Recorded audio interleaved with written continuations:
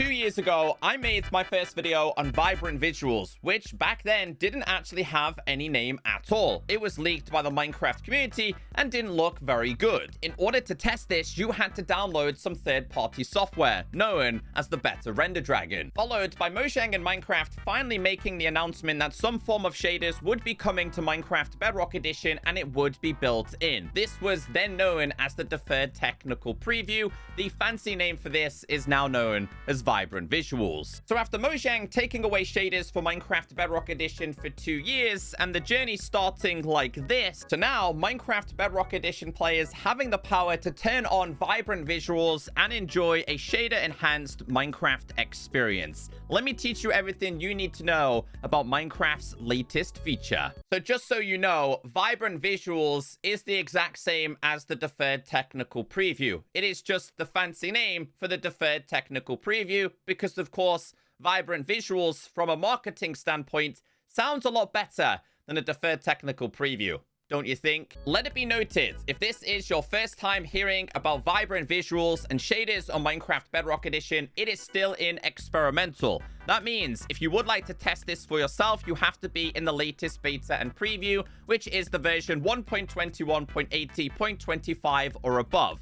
Minecraft did release some details regarding this because there is some required specs. So they said, supported device for this preview and beta include Xbox Series X/S, Xbox One, PlayStation 4, PlayStation 5, Android, iOS, and PC. Unfortunately, Switch players are not able to test this because they don't have beta and preview.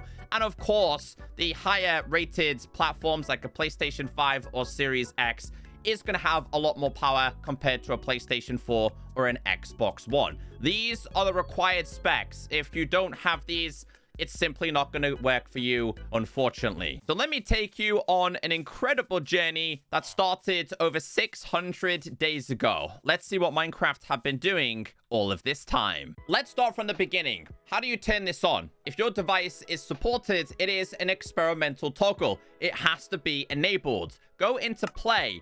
Tap on create a new world.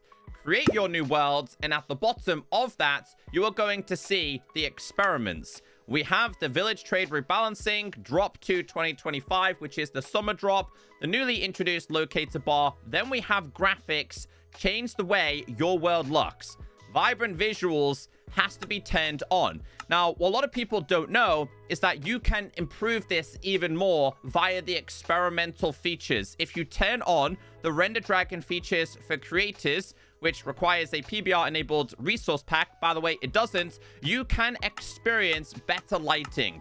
For me, I go ahead and typically turn all of these on just because it's going to be an experimental world anyway. And regardless of how you play with this, even with just vibrant visuals, your achievements will be disabled. Don't recommend doing this in your favorite worlds, but if you are, make sure you back them up. Now you're good to go. Started with a pretty nice plains right next to a village. So if anyone wants the seed to this world, randomly generated it, this is the seed we are going for. But as you'll notice right now, vibrant visuals isn't turned on. So in order to access this, go to your options, tap on settings. You need to go down to video and you need to scroll all the way to the bottom. You are going to have graphics. You have simple, fancy, and if your device is supported, it will say vibrant visuals. When you tap on this, there are a couple of different options. If you're using a low-end device, I would favor performance. Now, a couple of things you're going to notice. Ignore this real quick. It looks incredibly saturated.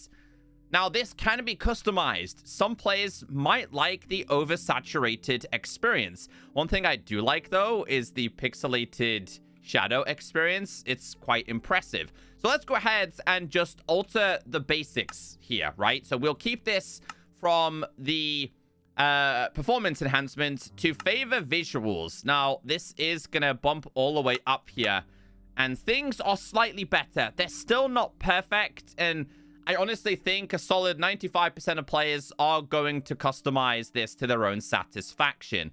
And in order to do this, one more time, go back into your video settings, scroll down to the bottom, tap on custom, and then tap on this down here where you can adjust it. One of the most important things you want to adjust is going to be your brightness. It will start here.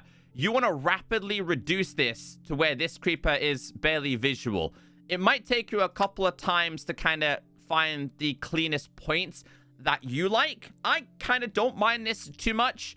People are going to like different things, and I can actually see the shadows moving in real time here. I love this. Very clean. Anyway, but yeah, some people might like it a little bit lighter. Some people might like it a little bit darker. This is not perfect, but I can deal with this in today's video. Now, I'm going to stay looking at this chest, and we're going to alter this a couple more times. Go into video and scroll down. Tap on these options. Now, what a lot of people haven't actually told you about is the whole point lighting. This is why you have the other experimental toggles on, because when you look at the likes of a soul torch, soul lantern, or any kind of light block, they actually pop. A lot of people don't know that. Now, I'm using a pretty decent computer, so I'm going to run this to ultra. Might have to drop it down a little bit later on. We're also going to put this to high, this to high, this to high, and this to high. I'm also going to increase my bloom, and we're going to go back. So you see the difference here? Not a lot of creators have actually shown this. Lucky enough for me, I've been doing this for 2 years now, so I'm fully aware of what you should be using and what you shouldn't. And the best way to experience this is literally to get out there, go and play survival, because of course it is all in experimental, and the developers want your feedback. If you don't like certain things, or you think they need to change, you gotta let them know. So we're just gonna experience this like an ordinary survival player. But what I do want to do is kind of show you guys the point lighting a little bit here, which is something not a lot of people have done. This is just a basic torch. I'll go over all of the lighting aspects in a specific timestamp throughout today's video, but yeah, this is really clean. One thing I will say though is that this is the Minecraft's official supported vibrant visuals. Upon release, you will be able to download third-party ones. Over the last 24 months, I've been using Poggy's Luminos Dreams, which I still think Luminos Dreams is a much better experience than what Minecraft are currently offering. So alongside the player, every single mob, item, and feature will actually let off some kind of shadow. So if you were to go ahead and throw this on the floor, you can see it's also got the pixelated experience as well.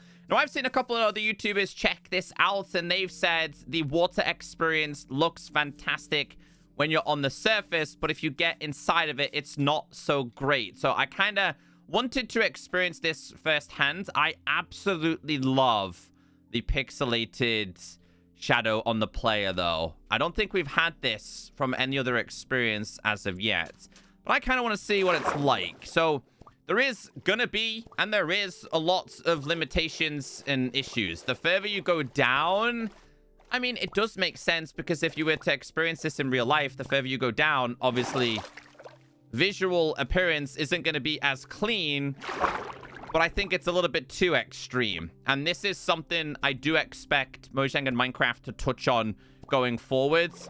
Water is something that I believe they've only just started to alter, but you can kind of see the fog transition there. This has been a known issue. So I would definitely agree with some of the other creators who check this out by saying the in-water experience isn't fantastic. But I kind of like it because you don't know what's going to be lurking down there. And if you want to find the goodies, you are going to have to run the risk. I kind of want to see how water flows as well here. I mean, it's not too bad. It flows pretty well, actually. I would say visibility is quite difficult to see it here. I do love the shimmer, though, coming from the sun, which also does get blocked out by clouds as well. One thing I would like to test, though, is I wonder if we were to change our brightness on this, if it would make much of a difference. If we were to bring this up a little bit and then get into the water, does visibility become any cleaner? Let's try it over here, where once again it is quite dark. It's not too bad, to be fair. It just seems to be wherever there could potentially be like a deeper cave, that's when it becomes quite difficult. Obviously now it's a lot better, but I generally have no idea what block is what block down there. So I do hope in the future they will touch that, and that is definitely something I would imagine, because again, people are going to want to experience this as a survival player. It looks like we do have a swamp over there. I kind of want to see how the water is over there. I personally think the sweet spot is around about here. But with that being said, I have a question. The technical people, what is the difference between these two? If you're a technical person, I would love to know if I should have the other one enabled or not. Let's go to this swamp because, again, swamp water is a lot more murky compared to a plains. Now, you can't tell me this does not look terrifying. Seeing an open ravine that you have no visibility what's down there. I like this, but I would still like to know what block is what block over there. So now we are starting to enter a swamp, which is obviously known for its muddy, murky water. You can kind of see it's a little bit darker over here, but I don't know if they have any power to alter biomes with the shaders experience. And being honest with you, it doesn't look like that because we can definitely see things as clear as day over here. I'm curious of fireflies at nighttime too, because of course we obviously have this going on. So the fireflies is going to be a very interesting one, but I don't think it's been altered. It will. That stuff will come in the future. I'm loving the particles over here. Let's see if it's any darker. I mean, kinda, a little bit, but I think we still experience the exact same thing where we were just before. So not too much of a difference when it comes to biome-related water. So for me personally, this is the one thing that I've struggled with. Nighttime. You really cannot see a thing. At least on my sides, I'm struggling very, very much.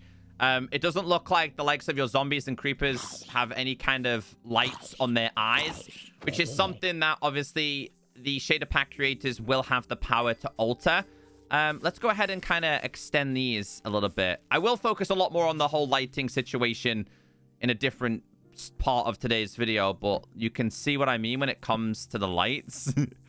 I mean, that looks really clean. Once you do have lights and it's dark, the experience is really atmospheric, but for me, it's a little bit too dark. So I wonder if we were to alter this slightly. The thing is, players are not going to want to have to do this every time they experience this. They're not going to want to have to go into their brightness options and increase their brightness and then come out. You can see things a little bit better.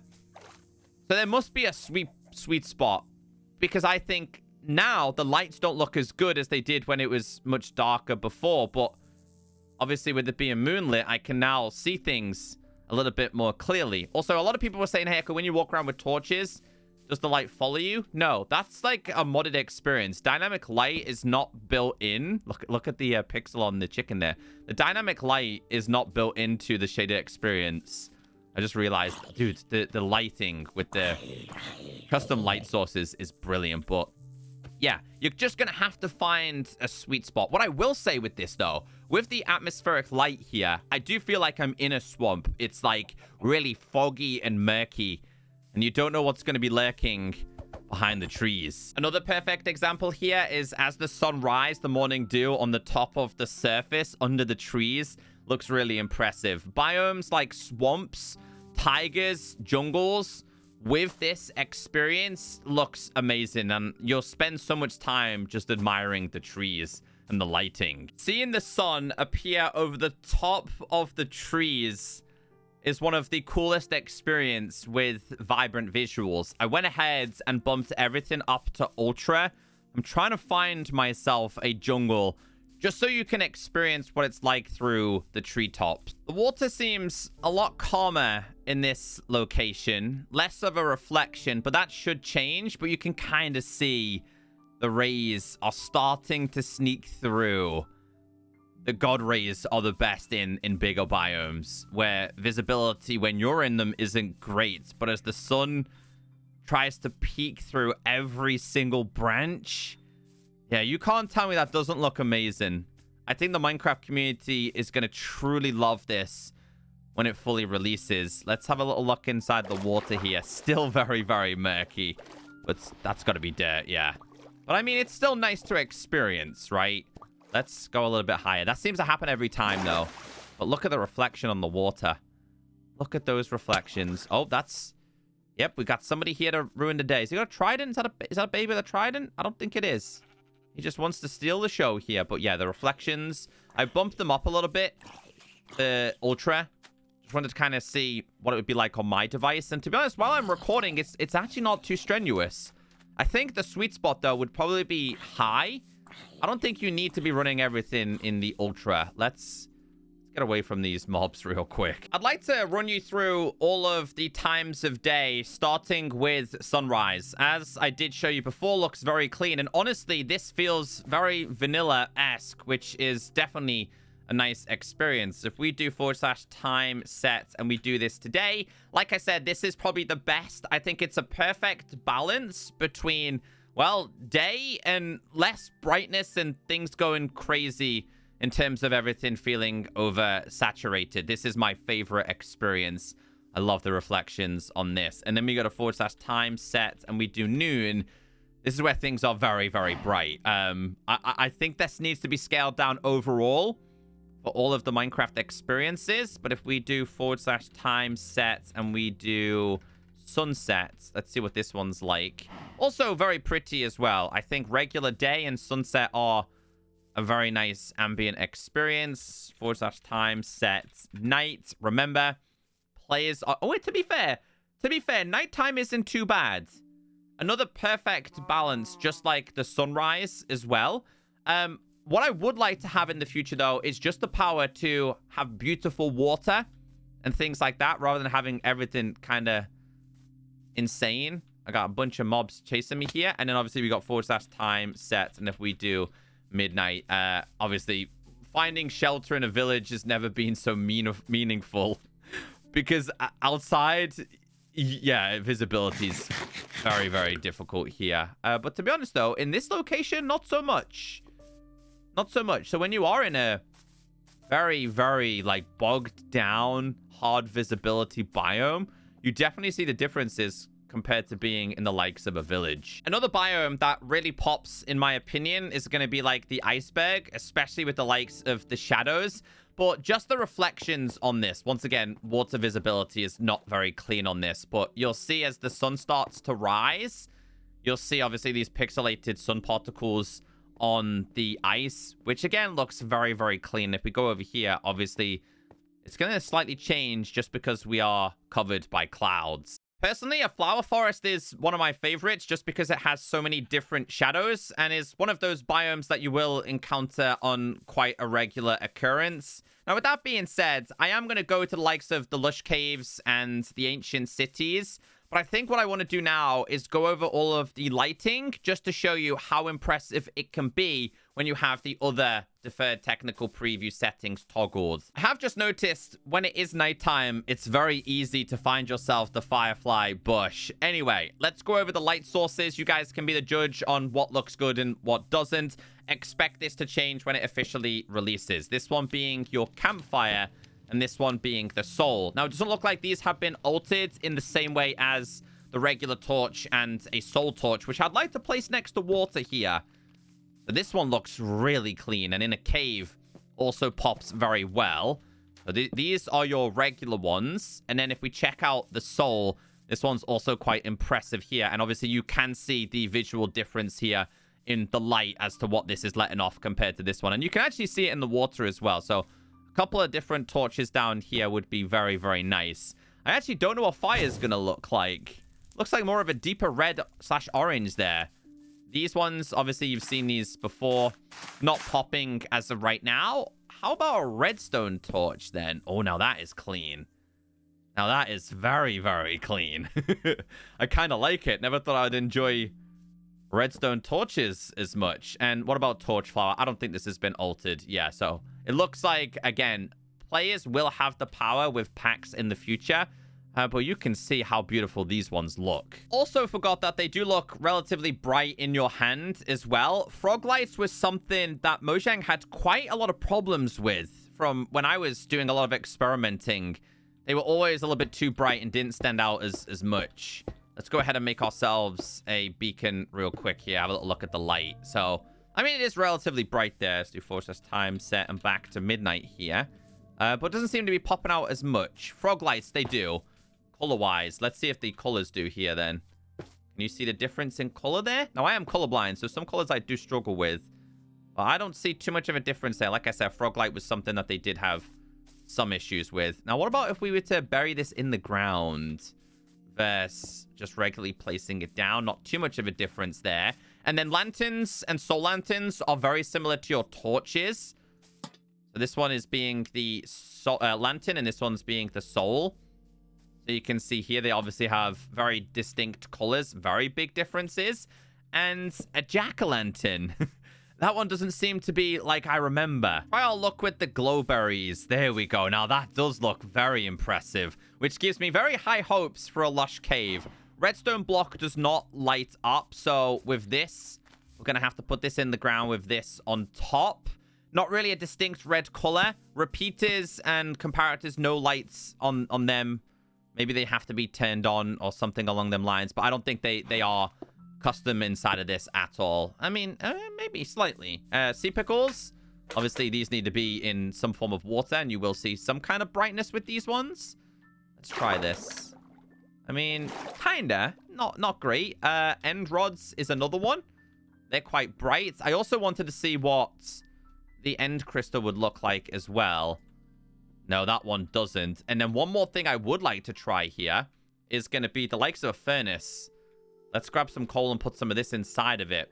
Just because I want to see if they let off a really nice kind of fire experience here. So this goes down, this and this. Not really, not really. But again, custom partners will have that power. Now, candles. Now, this is going to be an interesting one because I remember when I was testing this in the Deferred technical preview, they were actually popping in color.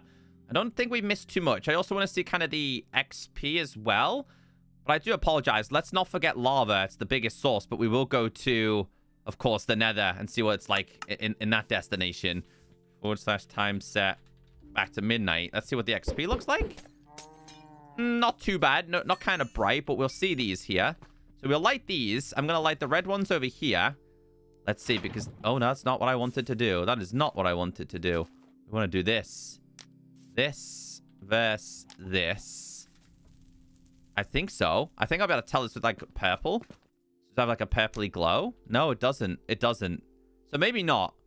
But I remember checking out Poggies, and it actually did. So that's something for future reference. Glowstone isn't as clean as I thought it would be. But we'll try the lava. The fire itself didn't look amazing. So I'm not overly impressed by the lava itself. But that's kind of the general light sources, which can be altered. One thing developers did outline in the changelog is that underground is going to be extremely dark. That will be altered and fixed in the future. This is what your trial chambers experience would be like. And I actually forgot about the copper bulb above ground, but you can see they have very distinct different levels, but overall inside of here, not too much of a difference. I actually forgot about glow lichen, but this is going to be your lush cave. Not overly impressed by this with the default vibrant experience, but with Poggies, Luminos streams, this is certainly a biome I would highly recommend exploring.